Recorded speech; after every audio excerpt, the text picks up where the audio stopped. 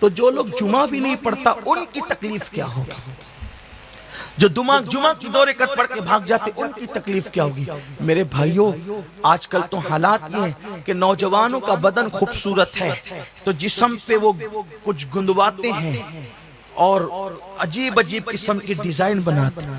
میں نے سوچا یہ ڈیزائن آج بن رہی ہے، حدیث میں اس کا ذکر ہے کہ نہیں؟ تو سید علامہ سید محمد ابن عبد الرسول برزنجی کی کتاب جب میں نے اٹھا کے دیکھی تو انہوں نے لکھا کہ قیامت کی نشانیوں میں سے ایک نشانی ہے کہ لوگ اپنے جسم پر گندوائیں گے، اور سب سے زیادہ عذاب اللہ اگر کسی پہ کرے گا وہ تو ایک بے نمازی ہوگا اور دوسرا اپنے جسم پر گندوانے والا۔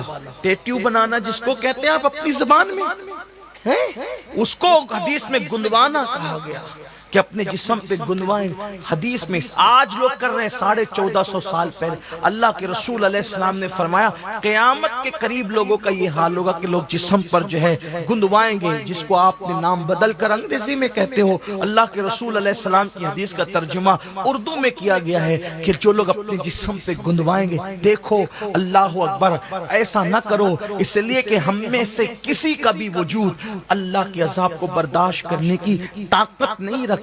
اللہ کے رسول علیہ السلام فرماتے ہیں جہنم میں ایک وادی ہے، اس وادی کا حال یہ ہے کہ ایک دن میں 5 مرتبہ جہنم اس سے پناہ مانگتا، جہنم بھی ایک دن میں 5 بار اس سے پناہ مانگتا ہے، اور اس کی گرمی اور حرارت کا عالم یہ ہے۔ قرۃ العیون کے اندر اس کو فقی لکھتے ہیں، کیا لکھتے ہیں؟ لکھتے ہیں کہ اللہ کے رسول علیہ السلام نے فرمایا کہ جہنم ایک دن میں 5 مرتبہ اس حصے سے پناہ مانگتا ہے، اور اس کی حرارت اور تپش کا عالم یہ ہے کہ اس کے اندر اگر پہاڑ ڈال دیے جائیں، پہاڑ تو پہاڑ بھی پگھل جائے، اتنی حرارت ہے۔ وہ پوچھا گیا کہ اس میں کون ڈالا جائے گا جس میں پہاڑ پگھل جائیں گے؟ اس جہنم کے حصے میں کون جائے گا جس سے جہنم بھی دن میں 5 بار پناہ مانگتا ہے؟ تو فرمایا 2 لوگ جائیں گے، ایک تو حرام کھانے والا اور دوسرا نمازوں کو چھوڑنے والا۔ حرام لقمہ کھانے والا، نماز دیکھو کتنے حلال کھا رہے ہیں۔ حرام صرف وہ نہیں، بیاج کا، سود کا، یہ صرف حرام نہیں ہے، یہ تو حرام ہے ہی ہے، بہت بدترین درجے کا حرام ہے۔ جو جھوٹ بول کے کماتے وہ بھی حرام ہے، جو جھوٹی قسم دے کر کماتے وہ بھی حرام ہے، جو دھوکہ دے کے کماتے وہ بھی حرام ہے۔